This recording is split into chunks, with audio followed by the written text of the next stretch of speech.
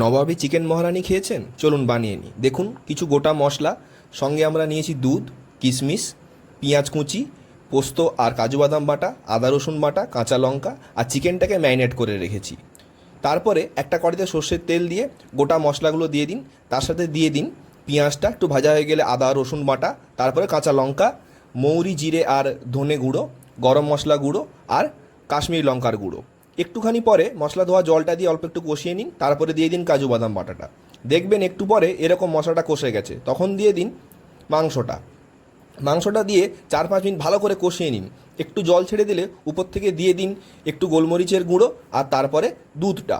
তারপরে সামান্য একটু মশলা ধোয়া জলটা দিয়ে 5 মিনিট রেখে দিন। 5 মিনিট রাখার পরে পরিমাণ মতো নুন আর চিনি দিয়ে আরও 7-8 মিনিট ফুটিয়ে নিন। তারপরে কিশমিশগুলো দিয়ে দিন। কিশমিশগুলো দিয়ে 3-4 মিনিট ফুটিয়ে নামিয়ে নিন। তারপর রুটি, পরোটা যার সাথে খুশি খান, দারুণ জমে যাবে।